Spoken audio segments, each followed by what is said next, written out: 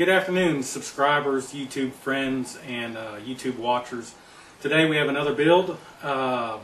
There's some builds that you put together and you're like, man, that's really nice, and man, I like this, and there's aspects that you like on it and stuff that maybe didn't turn out exactly right. Well, today is a build that I would be proud to call my own.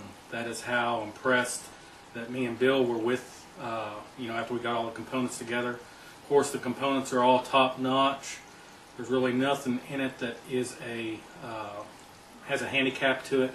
And when you put it all together, we ended up doing 2 loops and separated the cooling from the CPUs and the GPUs, and it turned out wonderfully. So let me go ahead and get into the build. Okay, one thing I'll mention before we start is we got this build order. It's from a person in Massachusetts. He's actually, this computer is going to be part of a jewelry design business where they design jewelry. And we got the order, and me and Bill, we started putting stuff together, and before we realized it, we didn't do a hardware overview. So this is just the completed product. There's no hardware overview, so I'm going to take a little longer going over the computer. The first thing that you'll notice is we're using the Corsair Obsidian 800D. We've used this for a lot of our builds, and we did the modification on it to fit the EVGA classified SR-2 motherboard, and you'll get to see it when we pull off the side panel, kind of like my Premier build. There's 2 Xeon X5690s in the computer, and if you come over here to the screen, you'll see I have them overclocked to a 4.2 gigahertz, which is stability was key for their usage. You know, when they do their programs and they do their calculations, it doesn't need to lock up. So I wanted an overclock that would satisfy, get the performance that they wanted. But then I went ahead and okay, so we have dual Xeon X5690s. And I got them overclocked to 4.2 gigahertz, which stability was key for this build, and so 4.2 ended up being the sweet spot for these processors. It's going to give them the performance they need, but in their business, when they're doing their calculations, there won't be any random lockups. On the memory, you can see that I actually have 24 gigabytes of Mushkin Redline memory. It is DDR3 1600 stuff. And it's actually running just below 1600, but it's a 79824 is the timings on it, but it still is in 1T. Okay, so let's go ahead and round to the front of the case, and I'll just show you one of the aspects of the build that me and Bill really liked. And you can see it's a dual loop system, and what you have here is green coolant on the left for the NVIDIA GTX580 loop. And on the right, you have blue for Intel, which is going to be the dual Xeon X5690s. And this EK unit, I'm not going to get too deep into it because Bill will tell you the positives and negatives of it. But one of the positives is it looks beautiful. You can see the flow. It has flow meters, and it's kind of a cascading waterfall. And so that part of it's awesome. Below it, we have the Lamptron, the FC5, and it's actually the upgraded version where it's 30 watts per channel, I believe. And going across here, of course you have RPMs, and what we did is we lined up all the fans in the build to actually give you information that's needed. So the one on the left is actually the intake fans into the motherboard tray area, and then we also have a temperature sensor, which is going to be system temperature. And system temperature is probably going to be the warmest spot in the computer. So right now it's hovering around 33.3 Celsius, and the computer is at idle. The second channel is the fans for the radiator that cooled the GTX580s. Everything's water cooled in here. Bill, if you want to go around to the back to show the fans. So the second channel is controlling these fans right here. And that big radiator back there is an XSPC 360, and it is for cooling of the 3 GTX580 3 gigabyte versions. Right below it is actually the temperature of the coolant in the NVIDIA GPU loop, and so it's hovering around 26C right now. If you go, and it corresponds, see, it's directly under the green, so you know that one is for the GPUs. If you go to the third channel, you have the CPU loop, which controls the fans on top of the computer. And when we get the side panel off, you'll get to see the fans that it controls. And we have a temperature sensor for its loop. And right now we're at idle. The loop for that is at a 32.1 C, which of course it's a little bit warmer because it's actually doing something where the GPUs aren't. Also, the radiator that we used for the CPU loop is the Danger Den, the Stealth GT, because it actually fits up top. If you use a thicker radiator, then it won't fit because of the mod on the case. The last channel is controls the fans are actually blowing over the hard drives in the front and in the bottom, and we'll go over which hard drives we're using. And this is actually inlet temperature, which is going to be room or ambient temperature. So this controller right here, everything is being used, and every variable that we show there is important to know. Below it we have the two ASUS Blu-ray burners. The client did want two. It looked like we were only going to use one in the beginning because of space, but we ended up making it work with two. We have 4 hot swap bays in the 800D, and we have an OS hard drive, which I'll show you here in a second. And for the hot swap bays, we're actually doing a RAID 1, and so they're 1.5 terabyte hard drives, and it's for storage, for archiving, and since it's in a RAID 1, even if a hard drive goes bad, you won't lose your data. And since they're going to be designing jewelry, they wanted to make sure they had a solution where their data wouldn't be lost. Okay, I'm going to go ahead and pull the side panel off here so we can look inside. One thing I'll show you is we have a black Xeon vinyl sticker. It's real subtle, but it does tell you that there's some serious power in this machine. And so we got done putting that on just a few minutes ago. It was one of the last things we done. Okay, I'm going to go ahead and take the side panel off. One thing that me and Bill pride ourselves, is when we design something, we make it, not only functioning, but also performance. And one of the things that we kind of compromised on it is we had a red light because the inside of the build is red and black. We tried it in several different areas, but because of where we put the pumps, we were unable to put the light normally where I would put it in this case. So what we've done is we actually attached the light on the actual side panel using Velcro, and it's one thing that when you unhook it, you've got to unhook the light. But I think it's a small price to pay because the light being positioned there is in actuality the best place for the light to be. It shines through the whole entire build. Okay, so here is okay, I went ahead and got the side panel off, and the first thing I want everyone to notice is, if you look at the build as a whole, the red and the black themed build, from the beginning I said this is something that would be worthy of myself owning, and I think that's exactly the case. This is wonderful.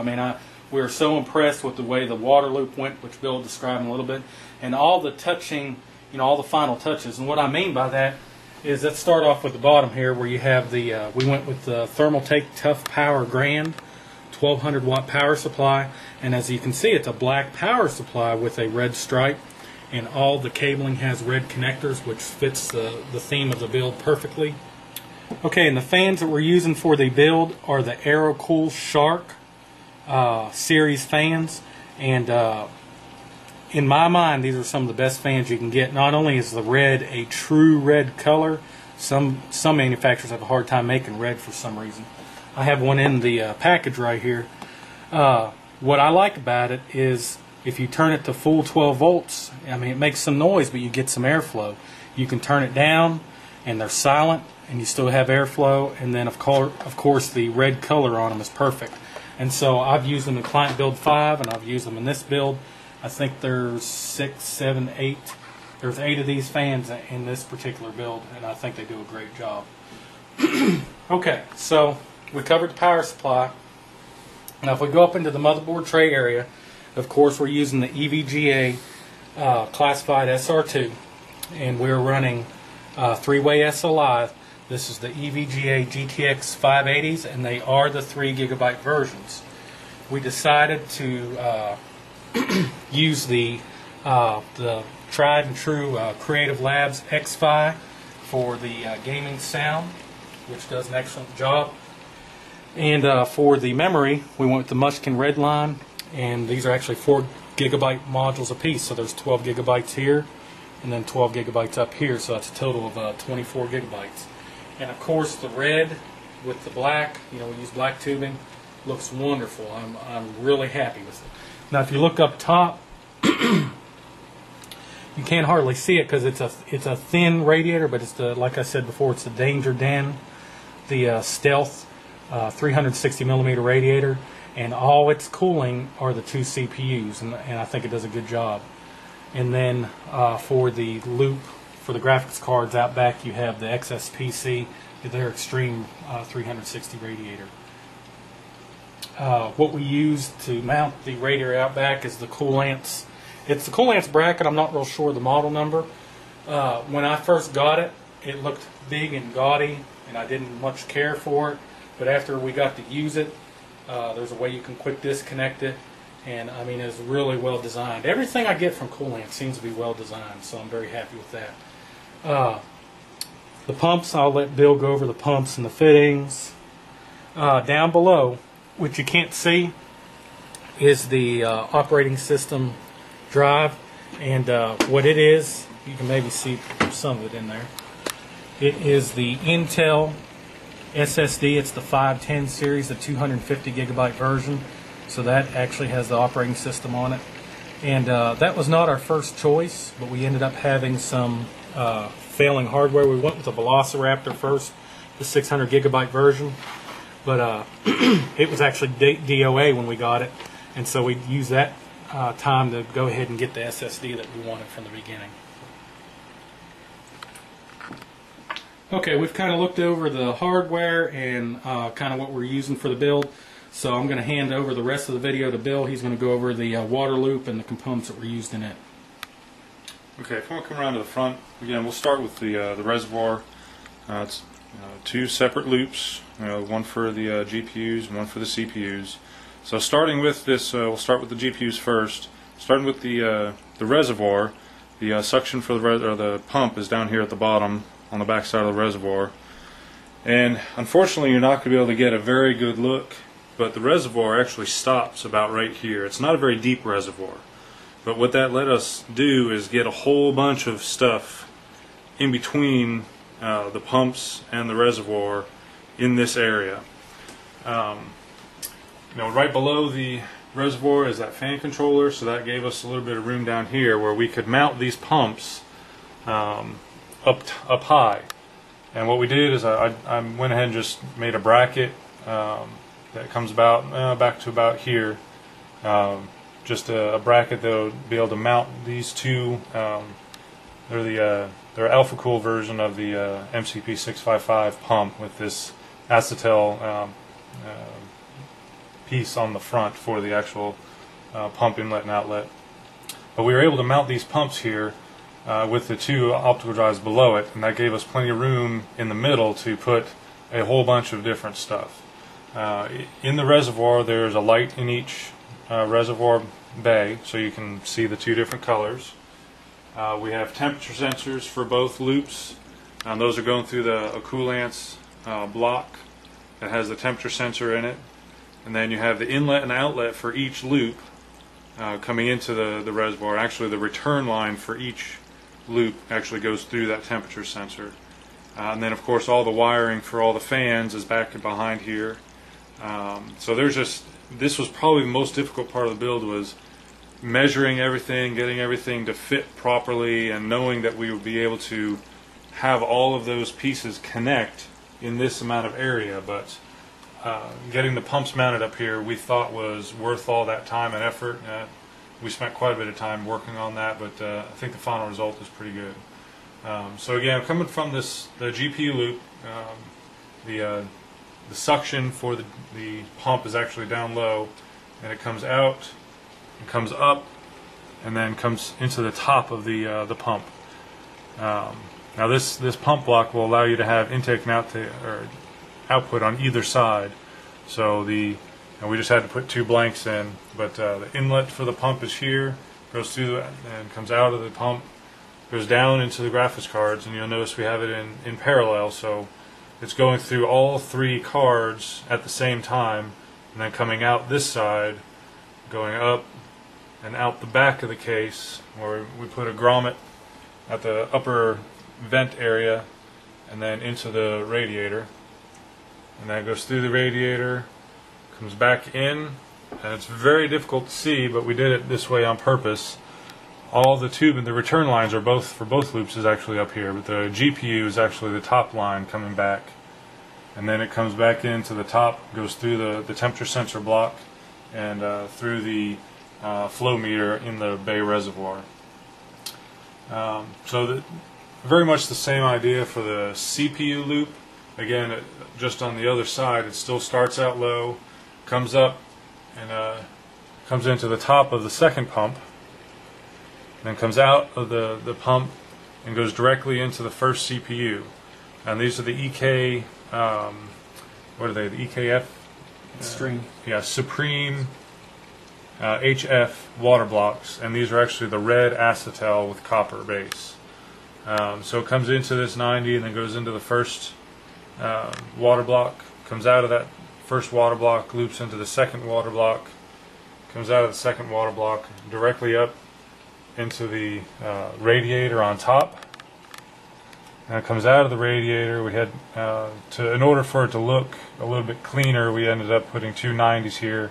A 90 coming out of the radiator with a couple of extensions, and then another 90, so that it would parallel the GPU loop coming back. And that line goes back into, and then again it goes through the temperature sensor, the coolant's temperature sensor, and back into the reservoir through the flow meter. So I spent quite a bit of time just trying to figure out how to make it look clean and not cluttered. We don't have a lot of lines crossing each other. I really like that both the return lines come in up high so that they're not crossing over in front of the motherboard. But again, probably the most difficult part of it was measuring everything and getting it so that we can pull the reservoir out just a little bit in order to add fluid, which again was probably one of the more difficult tasks. Okay, we're going to walk around the other side of the case for a second. I'm just going to turn it. Take a look over on this side. One of the issues you're always going to have with the radiator out behind is how you're going to power the fans that go to it. Well, we ended up bundling the 3 wires for these fans together, and just ended up cutting a hole in the back of the case, and that doesn't interfere with being able to remove this side panel at all. But cut that piece out, so they just ran those wires in, bundled them together. It looks kind of, it looks like it's almost like it's supposed to be there. The other thing we did, you notice that again there's the 2 grommets for the water tubing coming out, which normally on the 800D there is slots for tubing to come out, but because we modified the case to put the SR-2 in it, those 2 grommet holes go away because we have to move the motherboard tray up. But another thing that we actually did was, again, I cut out another little piece of the venting and put a grommet in. And these are the 2 cables coming in for the USB 3.0 to connect to the front panel. So you'll actually have USB 3.0 at the front. Okay, another thing we ended up doing, this is something that we learned after having done a couple of these case modifications, was this cover, which is not present on the 700D, which is what we did the prototype for this case for. This cover is for the hot swap bays, and it covers the connection points for all the data and the power. What I had to do was put a cutout in the cover in order to get the data cables to come out, and also you have to cut just a little bit of it off in order to get around the 24-pin power for the motherboard. It is a lot more difficult to remove at this point, but you can take it out if we needed to be able to get behind this panel. But it's not going anywhere in the configuration that it's in. So one thing I failed to mention during the overview of the water loops, the 2 separate loops, you'll notice that they're flowing at the same rate. And what we had to do was set the pumps to a speed that would correspond with their flow through the system. The CPU loop is actually flowing excuse me, the CPU loop is actually set on about 4, where the pumps can be set anywhere between 1 and 5 for their speed. The CPU loop is about 4, the GPU loop is about 2, and that's because the CPU loop is it's in series. It goes through each water block in series, where the GPU loop actually goes through all 3 water blocks at the same time. So there's less pressure drop through that system, and therefore you'll have greater flow at a lower speed. And Truby, I know you've had several comments about, what's the difference between, and why do you want to go serial versus parallel? Yeah, I've had several comments, both positive and negative, about serial versus parallel. There's actually some people that believe that serial is the only way to go.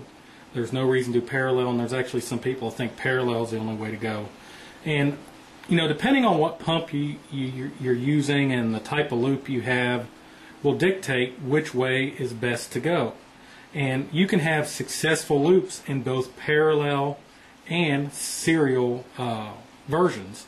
And this loop worked out, and of course we've already done testing, which you'll see in the benchmarks. Even though these are in parallel, there's some out there that are serial guys that say, path of least resistance and all that stuff. But the temperatures are within 1 degree of each other going through benchmarks. So it's doing what parallel should do. You're getting adequate cooling for each of the cards. You're not picking up heat from one card and sending it to another, and they're obviously getting enough flow because the temperatures are the same. So in this instance, parallel works for the GPU loop. Okay, we'll go ahead and have Bill put the panel back on, and he's going to plug up the light that has to go on the panel, which you'll see from this it's not very hard to do. Okay, I'll go ahead and have Bill put the panel on, and he'll kind of show you that it's pretty easy. We got the light just on with the Velcro, so it's pretty easy to get it installed. And then we'll show you what the build looks like with the lights out. Okay, of course we have reflection, but yeah, there it is.